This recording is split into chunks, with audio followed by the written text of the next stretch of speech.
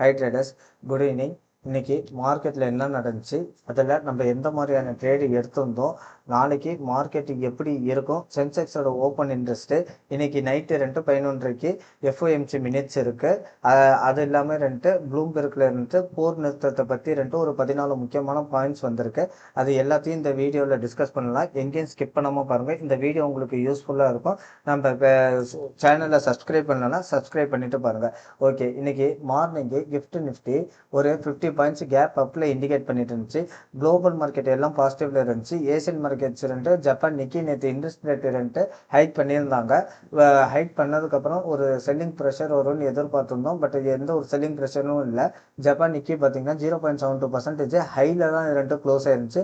அதே மாதிரி south Korea market பாசிட்டிவ்ல தான் இருந்துச்சு. நம்மளோட கிஃப்ட் நிஃப்டி ஒரு 50 பாயிண்ட் கேப் அப்பில் இண்டிகேட் பண்ணிட்டு இருந்துச்சு. நம்ம மார்க்கெட்டும் அதை பேஸ் பண்ணி 50 பாயிண்ட் பாசிட்டிவ்ல தான் ஓப்பன் ஆச்சு. ஓப்பன் ஆன மார்க்கெட்டு 24,100 வரைக்கும் போயிருந்துச்சு. இது ஒரு இம்பார்ட்டன்ட் ரெசிஸ்டன்ஸ் ஒன்று. நம்ம நேற்று எஸ்டர்டே வீடியோலேயே இதை பற்றி சொல்லியிருந்தோம். 24,100 பிரேக் பண்ணாதான் மார்க்கெட்டு ஃபர்தர் மூவ்மெண்ட் இருக்கும் அப்படின்னு சொல்லியிருந்தோம். மார்க்கெட்டு கரெக்டாக ரெசிஸ்டன்ஸ் எடுத்துட்டு ஃபால் ஆகிட்டு க்ளோஸும் பார்த்தீங்கன்னா கரெக்டாக ரெசிஸ்டன்ஸ் ஒன்று 24,100 க்ளோஸ் வச்சிருந்துச்சு. ஓகே, நாளைக்கு நம்ம மார்க்கெட்டு எப்படி இருக்கும், நம்மளோட ட்ரேடு பிளான் என்னன்னு பார்க்குறதுக்கு முன்னாடி இன்னைக்கு அந்த ப்ளூம்பெர்க்கில் வந்த முக்கியமான விஷயத்தை பற்றி நம்ம பார்த்துடலாம். யூஎஸ் ஈரானோட போர் நிறுத்தத்தை பற்றி. ஜூன் 19 சுவிட்சர்லாண்டில் இந்த போர் நிறுத்தத்துக்கான அஃபிஷியலாக சைன் ஆக போகுது. அடுத்த 60 நாளில் இதை ஃபுல்லாக இந்த போரை நிறுத்துறதுக்கு பற்றியான முடிவு எடுக்கிறதாகவும் இதில் சொல்லியிருக்காங்க. அதுக்கப்புறம் பார்த்தீங்கன்னா யூஎஸ் ஈரானுக்கு மேலே க்ரூட் ஆயில் எக்ஸ்போர்ட் தடைகளை உடனடியாக நீக்கிறதுக்கு ஓகே சொல்லியிருக்காங்க. ஸ்ட்ரைட் ஆஃப் ஹார்மோன்ஸில் மைன்களை அகற்றி அடுத்த 30 நாளில் கப்பல் டிரான்ஸ்போர்ட்டை சீரமைக்க ஈரான் ஓகே சொல்லியிருக்காங்க. அமெரிக்கா பார்த்தீங்கன்னா $300 பில்லியன் நிதி உதவியை ஈரானுக்கு தரதாகவும் இந்த ஒப்பந்தத்தில் சொல்லியிருக்காங்க. இதில் இந்தியாவுக்கு என்ன பெனிஃபிட் அப்படின்னு நீங்கள் பார்த்தீங்கன்னா, நம்ம ஆயில் இம்போர்ட் பண்ணுற கண்ட்ரி. அதனால இப்போ ஸ்ட்ரைட் ஆஃப் ஹார்மோன்ஸ் ஓப்பன் ஆகி அடுத்த 30 நாளில் எல்லாம் நார்மல் ஆச்சு அப்படின்ற பட்சத்தில் இந்தியாவுக்கு க்ரூட் ஆயில் ரெகுலராக கிடைக்கும். அதனால நமக்கு இந்த எல்பிஜி தட்டுப்பாடு, பெட்ரோல் தட்டுப்பாடு இல்லாமல் பெட்ரோல் விலை குறையிறதுக்கும் உண்டான வாய்ப்புகள் அதிகமாக இருக்குது. அது இல்லாமல் இன்ஃப்ளேஷனும் நமக்கு கம்மியாக வர்றதுக்கு உண்டான வாய்ப்புகள் அதிகமாக இருக்குது.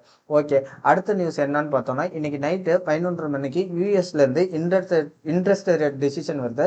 இதில் எந்த சேஞ்சஸும் இருக்காதுன்னு தான் இப்போ வரைக்கும் ஷோ ஆகிட்டு இருக்கு. ஆனால் அதுக்கப்புறம் எஃப்ஓஎம்சி மினிட்ஸ் இருக்குது. இதில் பார்த்தீங்கன்னு வச்சுக்கோங்களேன், புதுசாக பதவி எடுத்திருக்க எஃப்ஓஎம்சி மினிட்ஸை பேச போகிறது யாருன்னா கெவின் வார்ஷ். இவங்க தான் இப்போ புதுசாக பதவி எடுத்திருக்க ஃபெட் தலைவர். இவர் என்ன மாதிரியான தாட் ஸ்பீச் ப்ரெஸ் மீட்டில் ஹாக்கிஸ் கமெண்ட் கொடுக்குறாங்களா இல்லை டோவிஸ் கமெண்ட் கொடுக்குறாங்களான்ற பற்றி பொறுத்து தான் இன்னைக்கு மார்க்கெட்டில் பெரிய மூவ்மெண்ட் இருக்கும். இந்த நியூஸ் வந்ததுக்கப்புறம் அவர் இந்த வருஷம் எந்த ஒரு ரேட் கட்டும் இல்லை, இதை நாங்கள் அப்படியே ஹோல்டு பண்ணுறோம், இல்லை இன்ட்ரெஸ்ட் ரேட்டை ஹைக் பண்ணுறதுக்கு உண்டான வாய்ப்புகள் இருக்குது. ஏன்னா லாஸ்ட் டைம் அந்த ஜாப்லெஸ் டேட்டா இதெல்லாம் அதிக எதிர்பார்த்ததோட அதிகமாகவே வந்துருந்துச்சு. அதே மாதிரி ரீட்டைல் சேல் டேட்டாவும் எதிர்பார்த்ததோட அதிகமாக இருந்துச்சு. இந்த இன்ஃப்ளேஷனை பேஸ் பண்ணி நாங்கள் இன்ட்ரெஸ்ட் ரேட் ஹைக் பண்ணுறோம் அப்படின்னு ஏதாச்சும் ஹாக்கிஸ் கமெண்ட் கொடுத்தாருன்னா குளோபல் மார்க்கெட்டில் கண்டிப்பாக ஒரு செல்லிங் ப்ரெஷர் வரும். இல்லை இப்போ இந்த வாரெலாம் ஸ்டாப் ஆகிடுச்சு, எல்லாமே நார்மலாக ஆகிடும், இன்ட்ரெஸ்ட் ரேட்டு நாங்கள் இந்த வருஷத்தில் ஒரு வாட்டியோ இல்லை 2 வாட்டியோ கட் பண்ணுவோம்னு சொல்லிட்டு ஏதாச்சும் டோவிஸ் கமெண்ட் கொடுத்தாருன்னா மார்க்கெட்டு நல்ல ஒரு கேப் அப்பில் ஓப்பன் ஆகுறதுக்கு வாய்ப்புகள் அதிகமாக இருக்குது. அதனால இன்னைக்கு ஓவர் நைட்டு பொசிஷன் கொண்டு போகிறது அப்படின்றது ஒரு ரிஸ்கானது. ஏன்னா பேஸ்டான யூஎஸோட எஃப்ஓஎம்எஸ் மினிட்ஸை பொறுத்து தான் நாளைக்கு நம்மளோட கிஃப்ட் நிஃப்டி கேப் அப் ஆகுமா இல்லை கேப் டவுன் ஆகுமான்றது தெரியும். அது இன்னைக்கு நைட்டு 11:30 மணிக்கு நம்மளோட இந்தியன் ஸ்டாண்டர்ட் டைமுக்கு ரிலீஸ் ஆகுது.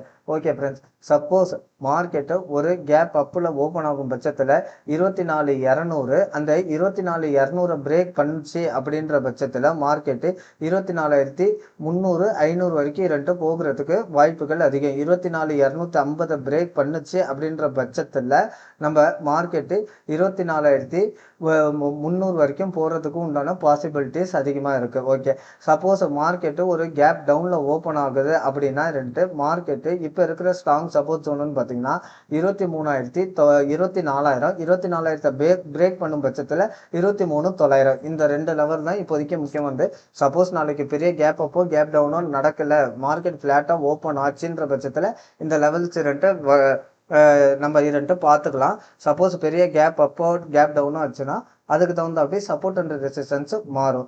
ஓகே ஃப்ரெண்ட்ஸ், இப்போ சென்செக்ஸோட ஓப்பன் இன்ட்ரெஸ்ட் என்ன சொல்லுதுன்னு நம்ம பார்த்தோம்னா 77,000 புட்டில் ஸ்லைட் ஓப்பன் இன்ட்ரெஸ்ட் அதிகமாக இருக்குது. அதே மாதிரி 77,500 காலில் இருந்து ஸ்லைட்டாக ஓப்பன் இன்ட்ரெஸ்ட் இருக்குது. 77,000 காலுலேயும் ஓப்பன் இன்ட்ரெஸ்ட் ஆல்மோஸ்ட் ஈக்குவலாக தான் இருக்குது.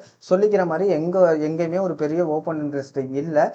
புட் சைடு தான் ஓரளவுக்கு ஓப்பன் இன்ட்ரெஸ்ட் இருக்குது. மார்க்கெட்டு இது அப் ட்ரெண்ட் தான் இண்டிகேட் பண்ணிட்டு இருக்கு. ஓகே, இன்னைக்கு நம்ம எந்தெந்த ட்ரேடு எடுத்தோம்னு சொல்லி பார்க்கலாம். நம்ம மார்னிங்கே சிபிஆரில் பட்டுட்டு ரிவர்ஸ் ஆகும்போது இங்கே ஒரு கால் ஆப்ஷன் எடுத்திருந்தோம். ஒரு 50 பாயிண்ட்ஸ் பக்கம் சென்செக்ஸில் கேப்சர் பண்ணியிருந்தோம். இந்த புட்டை நம்ம கேப்சர் பண்ணலை, ஏன்னா என்னோட வியூ இன்னைக்கு மார்க்கெட்டில் அப் ட்ரெண்டாக இருந்துச்சு. நான் எங்கே வேணாலும் திரும்புன்ற இதுக்காண்டி இன்னைக்கு எந்த ஒரு புட் ஆப்ஷனுமே எடுக்கல. அதே மாதிரி மத்தியானத்துக்கு மேலே இங்கே ஒரு மொமெண்டம் கிடைக்கிறப்ப இங்கே ஒரு கால் ஆப்ஷன் எடுத்திருந்தோம். ரெண்டுத்துலேயும் 50 பாயிண்ட்ஸ் கேப்சர் பண்ணியிருந்தோம். இந்த 2 ட்ரேடு மட்டும்தான் இன்னைக்கு நம்ம எடுத்திருந்தோம். பெருசாக எந்த ட்ரேடும் எடுக்கல. ப்ரீமியமும் இன்னைக்கு நல்லா டிகே ஆகிட்டு இருந்துச்சு. அதனால நம்ம பெருசாக எந்த ட்ரேடும் எடுக்கலை. ஓகே ஃப்ரெண்ட்ஸ், இந்த வீடியோ உங்களுக்கு பிடிச்சிருந்தா மறக்காமல் சப்ஸ்கிரைப் பண்ணுங்கள். கீழே டெலகிராம் சேனலோட லிங்க் இருக்கு, அதில் ஜாயின் பண்ணிக்கோங்க. அதில் நம்ம லைவ் மார்க்கெட் அப்டேட்ஸ் டெய்லிக்குமே கொடுத்துட்ருக்கோம். பட் இப்போ 22 வரைக்கும் இந்தியாவில் டெலகிராமை பேன் பண்ணனால அது வரைக்கும் எந்த அப்டேட்ஸும் கொடுக்க முடியாது. 22க்கு அப்புறம் ரெகுலராக நம்ம மார்க்கெட்டோட சப்போர்ட் அண்ட் ரெசிஸ்டன்ஸு, மார்க்கெட்டோட வியூ, இதெல்லாம் ஓப்பன் இன்ட்ரெஸ்ட் டேட்டா இதெல்லாம் நம்ம ரெகுலராக அப்டேட் பண்ணிட்டு இருக்கோம். அது இல்லாமல் நம்ம கோர்சஸ் அவைலபிள் பண்ணிட்டு இருக்கோம். அதில் பார்த்தீங்கன்னா ஒரு 10 விதமான trading strategy, scalping, previous day high low, இதை பேஸ் பண்ணி சிபிஆர் இது மாதிரி பேஸ் பண்ணி ஒரு 10 விதமான ஸ்ட்ராட்டஜி நம்ம சொல்லி கொடுத்துட்ருக்கோம்.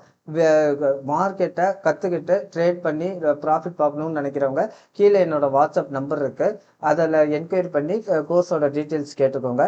Thank you friends.